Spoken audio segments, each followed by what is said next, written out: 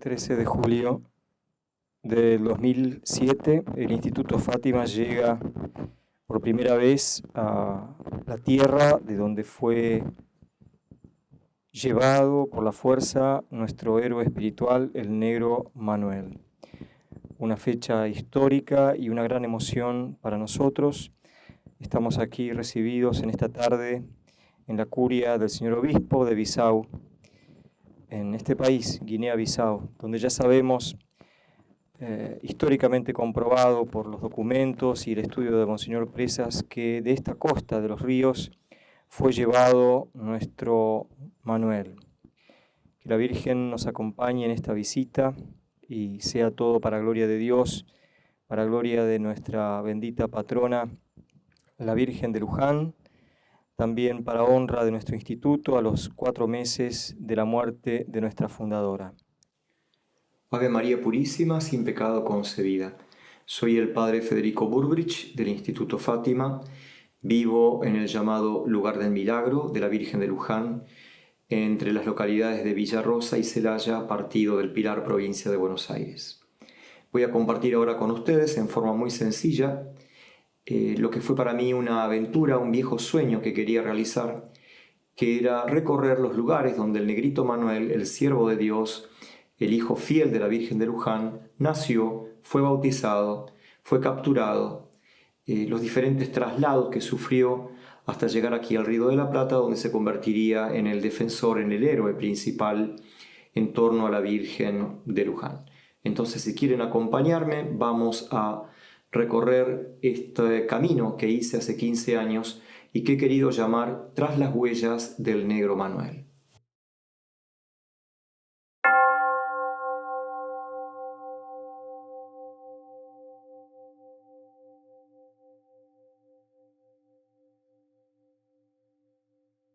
Curiosamente, vamos a comenzar nuestro viaje por ese país tan hermoso y cargado de historia que es Portugal.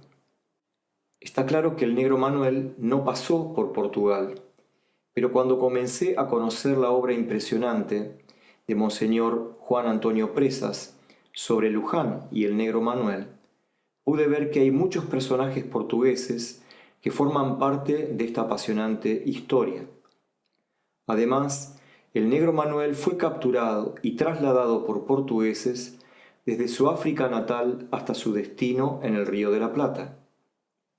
Por eso, resultaba evidente que conocer los archivos y fuentes de información en Portugal podía ser de mucho interés en este tema.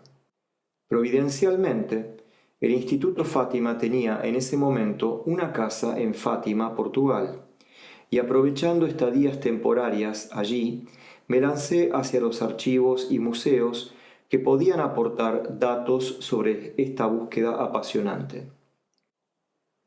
Sabía muy bien que no era historiador ni tenía técnica científica para hacer esta pesquisa. Además, tenía tiempos muy limitados, ausencia de recursos económicos y estaba solo para vivir mi aventura.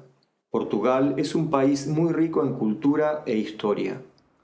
Conocidos como expertos navegantes, fueron los primeros en hacer viajes de reconocimiento y conquista antes que otras naciones europeas. Armado con los libros y documentos de Monseñor Presas y una modesta filmadora que no alcanzaba todavía a dominar, allí fui, eso sí, por supuesto, lleno de entusiasmo. Fue en su capital, Lisboa, donde comencé visitando el Archivo Nacional de Torre do Tombo, la Biblioteca Nacional, el Archivo Histórico Ultramarino y el interesantísimo Museo de la Marina. La falta de tiempo y mi ausencia de muchos conocimientos para manejarme en archivos no me permitió demorarme en esos lugares ni encontrar pistas. Pero estoy seguro de que hay mucho por investigar y nunca es inútil el esfuerzo.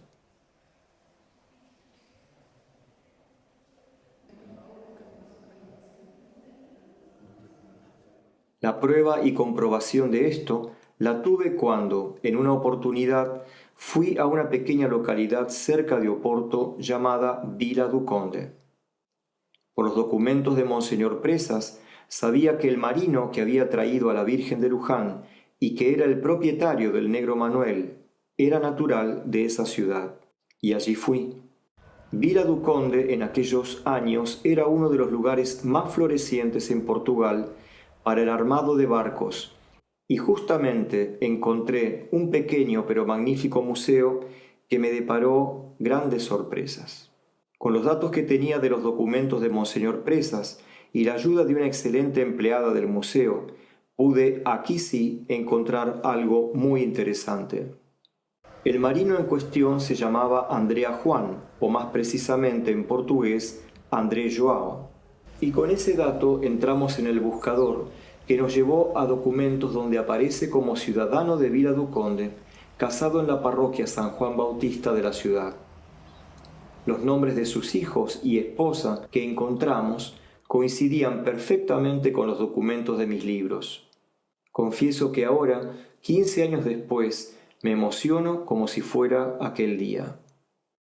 Además, en ese museo han reconstruido una embarcación quinientista y resulta muy ilustrador tener la impresión de estar en uno de esos antiguos navíos, semejante a los que conoció el negro Manuel en la parte más triste de su vida. En Vila do Conde, además, recorrí un poco la ciudad y conocí la parroquia de San Juan Bautista, donde se casó y bautizó a sus hijos el marino André João.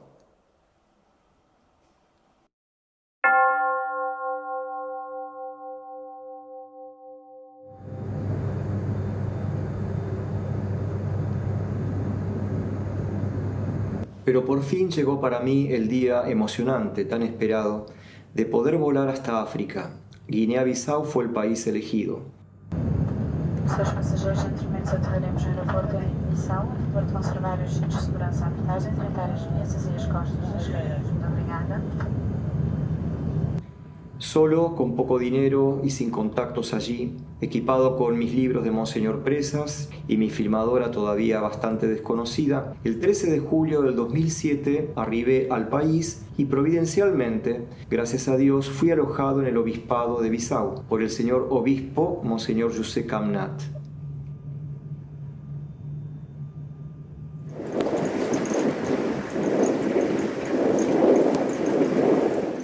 Tuvieron la gentileza de poner un seminarista y un vehículo a mi disposición durante varios días, y así comencé una rápida recorrida por esas tierras africanas.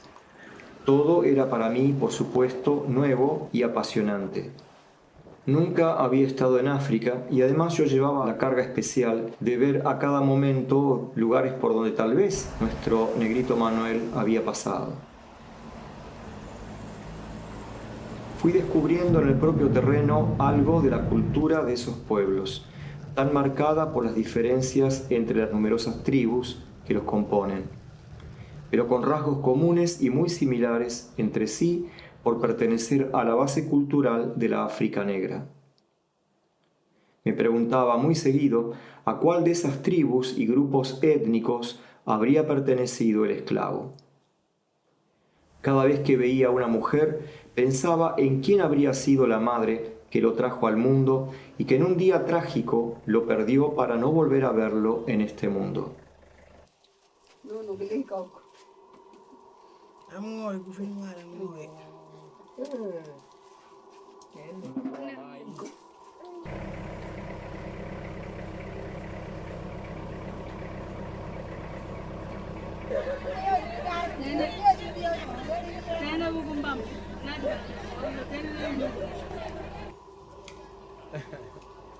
Allora voglio il vano filma cosa. E che facciamo male a fare il pane? Voi? Eh?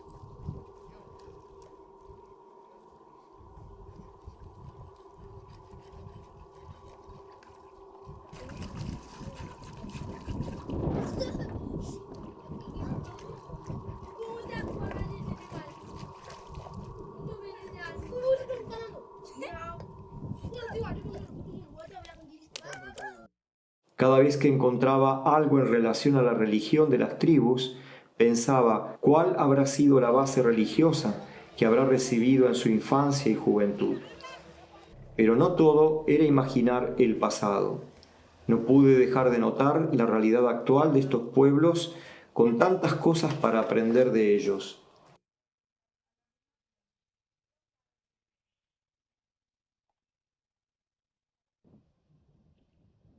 Vi a la iglesia estar presente con hospitales, leprosarios, colegios y centros de asistencia en los lugares más remotos para tratar de paliar sus muchos sufrimientos físicos y tratando de llevar el mensaje del Evangelio.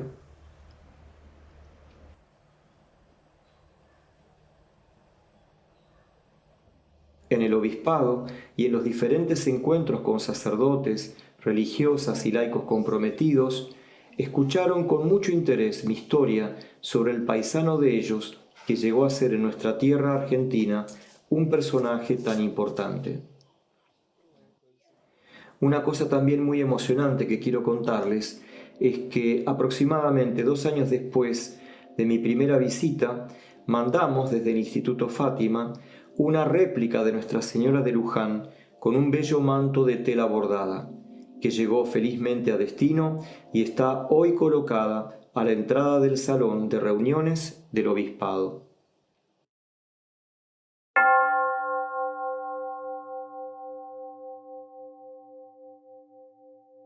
Mi próxima parada, siguiendo las huellas del negro Manuel, fue la República de Cabo Verde, un archipiélago formado por unas 10 islas que se encuentran a 900 kilómetros aproximadamente de la costa africana.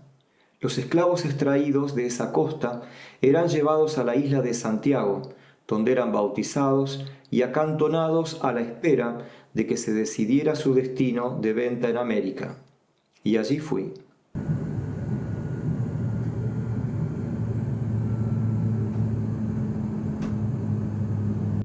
18 de julio de 2007 estamos en esta isla de Santiago de Cabo Verde, donde sabemos que funcionaba una estación intermedia en el mercado de esclavos. Eran sacados de toda aquella costa occidental, hoy Senegal, Gambia, Guinea-Bissau, que hemos estado visitando también, y traídos por sus captores portugueses a este lugar, a esta isla, muy importante también para nuestra historia en el seguimiento probable de la ruta que hizo nuestro negro Manuel, muy importante porque aquí seguramente él recibió los rudimentos de la fe cristiana, haber recibido, aceptado y desarrollado muy bien. Aquí hizo todo su proceso interior, diríamos así, para aceptar la fe del hombre blanco, y donde aquí seguramente también recibió el bautismo, que lo hizo hijo de Dios. Él pasó por aquí, no sabemos cuánto tiempo vivió en esta isla donde recibió esa formación. Que Dios nos acompañe entonces en este emocionante trayecto, siguiendo los pasos de nuestro negro Manuel.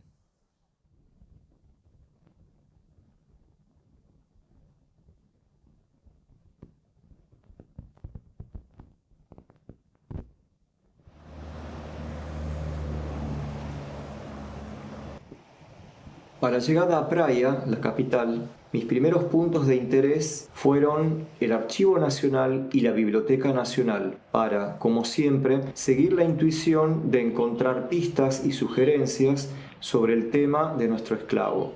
Y no fue en vano. Conocí la obra de un eminente caboverdiano, gran conocedor de la historia de la esclavitud en esa zona y experto en la cultura de las tribus que la habitaban. Se llamaba Antonio Carreira y pude traer algo del numeroso material escrito que él nos ha dejado.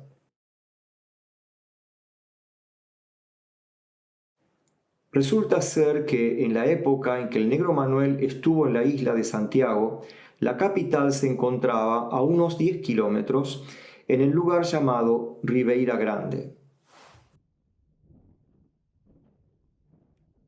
A este punto de la costa llegó Manuel después de ser capturado, y desde aquí saldría hacia su destino en América, en una horrible travesía de un mes a bordo de un barco negrero.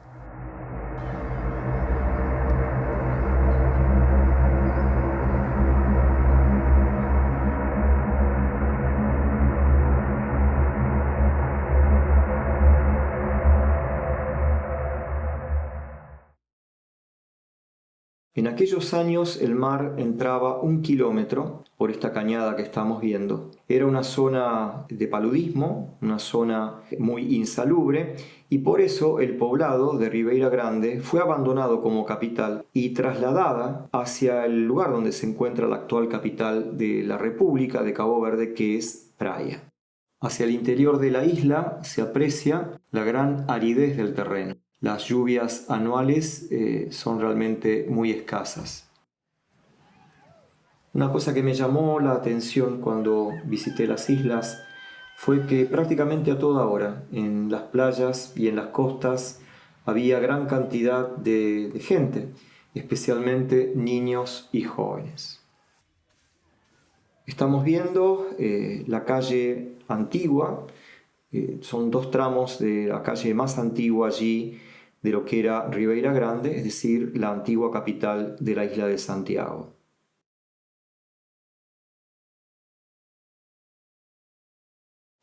Este pilar de piedra que estamos viendo, llamado pelourinho, es decir, la picota, era el objeto donde se castigaba a los infractores de la ley y, por supuesto, también a los esclavos rebeldes.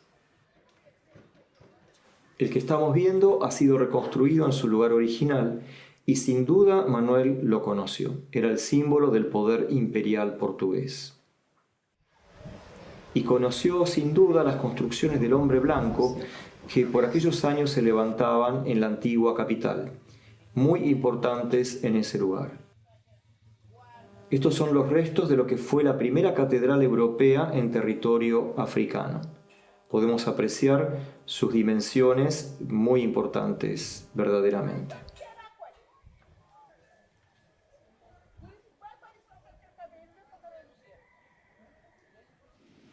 En un promontorio arriba de la ciudad se encontraba el fuerte de San Felipe, que ha sido reconstruido, restaurado. Es un magnífico monumento de la época y domina desde esa altura toda la extensión de la costa.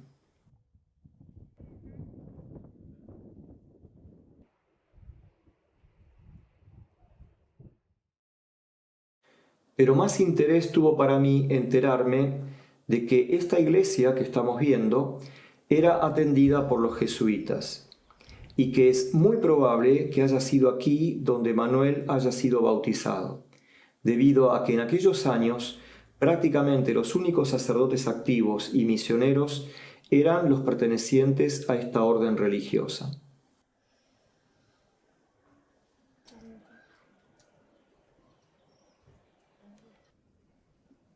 Y así en pocos días, pero muy intensos, pude transportarme un poco a las experiencias que vivió nuestro héroe en esos tan dolorosos años de su vida, en su paso por estas islas.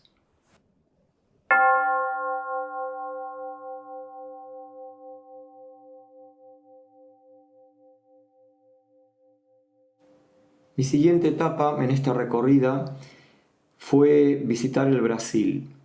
De las obras de Monseñor Presas sabemos que la Virgen de Luján fue hecha en Brasil, que desde Sumampa, en Santiago del Estero, hoy Argentina, un portugués escribió a un paisano suyo que le enviara una imagen de la Inmaculada Concepción, que este portugués, sabemos también, encargó a otro que la trajera desde lo que es hoy Recife, al norte del Brasil, hasta Buenos Aires, y luego a Sumampa.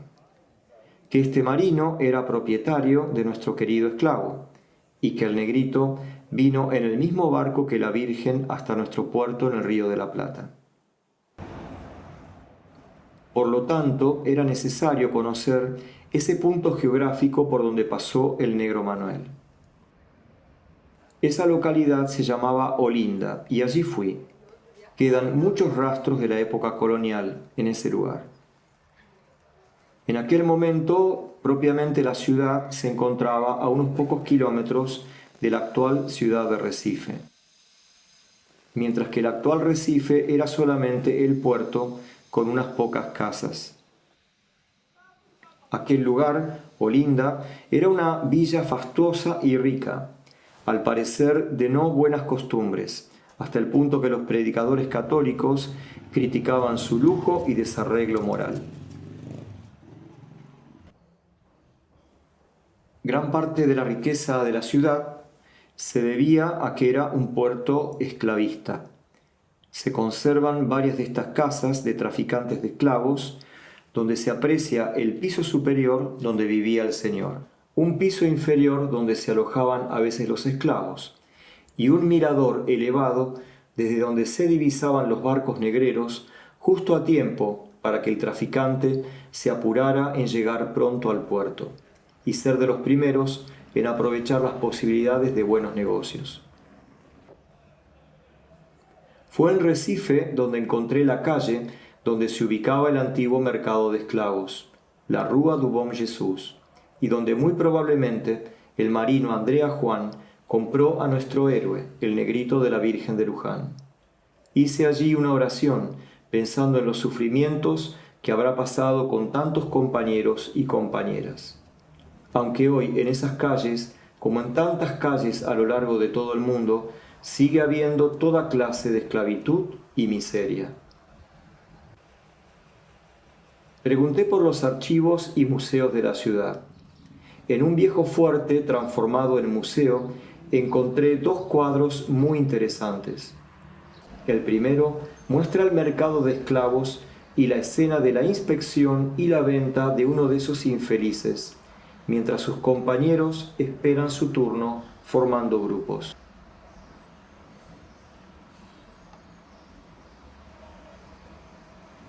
El segundo cuadro muestra cómo era el puerto en la época de la salida de la Virgen y del Negrito. Se puede apreciar la bahía y la rada de piedra que hacía de defensa.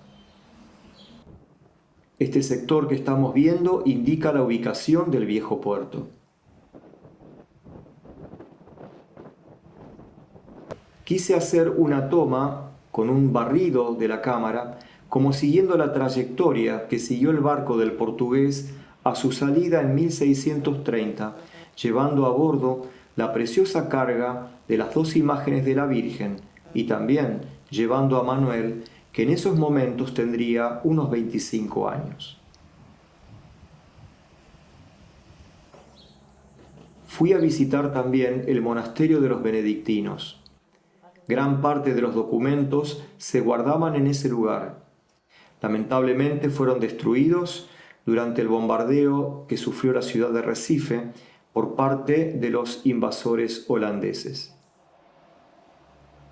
En otros museos encontré también piezas de la cultura afro en el norte del Brasil.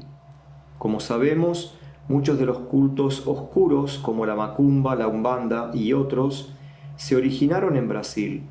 En realidad, son cultos que muchas veces nada tienen que ver con la religión del África negra y que se originaron por diferentes elementos, como por ejemplo un bautismo mal asimilado y tal vez el resentimiento contra la crueldad e injusticia del hombre blanco, que llamándose a sí mismo cristiano, sometía a trabajos forzados, a la tortura o a la muerte a millones de africanos.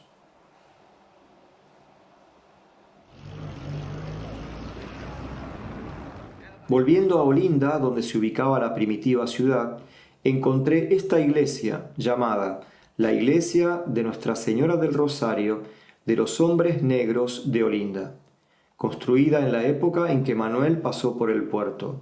¿La habrá conocido?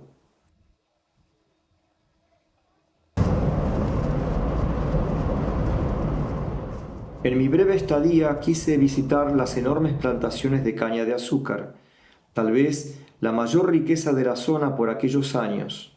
Sabemos que miles de esclavos trabajaron allí.